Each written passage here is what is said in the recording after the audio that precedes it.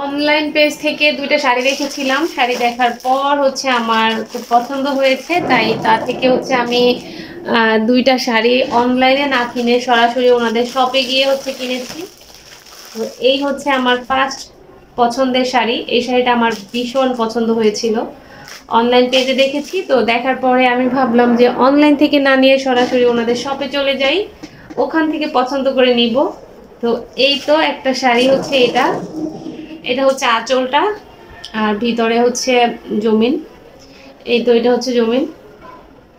তো বিশেষ করে আমার পছন্দ হয়েছে রেড কালার, আর হচ্ছে সাইডের যে পাড়ের এই ডিজাইনটা আমার খুব পছন্দ হয়েছে।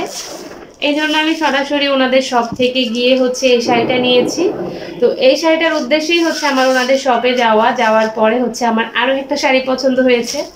আর এই শাড়িগুলোতে কিন্তু টার্সেল করা আছে, এই যে টার্সেল করা আছে, খুবই সুন্দর লাগছিল। তো লাল টকটকার মধ্যে এইটা আমার পছন্দ হয়েছে, এটা নিয়েছি। সাথে আরও একটা শাড়ি নিয়েছি, সেটা হচ্ছে এই যে এই কালারটা। এই শাড়িটাও আরো ভীষণ সুন্দর। এই শাড়িটার মধ্যে যে ফুলগুলো দেখা যাচ্ছে, এই ফুলগুলো কিন্তু পাতাগুলো কিন্তু অনেক সুন্দর।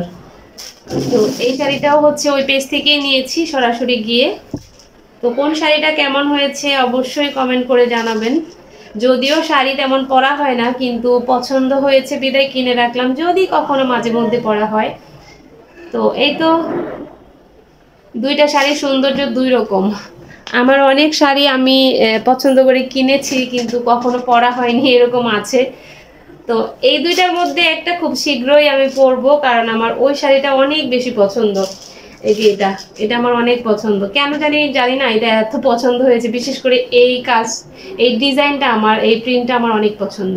আর রেড কালার যেহেতু, এই জন্য আর ভালোই লাগছিল, আমি যেহেতু একটু কালারফুল পছন্দ করি। তো শাড়ি দুইটা কেমন হয়েছে অবশ্যই কমেন্ট করে জানাবেন। এই শাড়িটাতেও কিন্তু আঁচলে টার্সেল করা আছে। এই তো।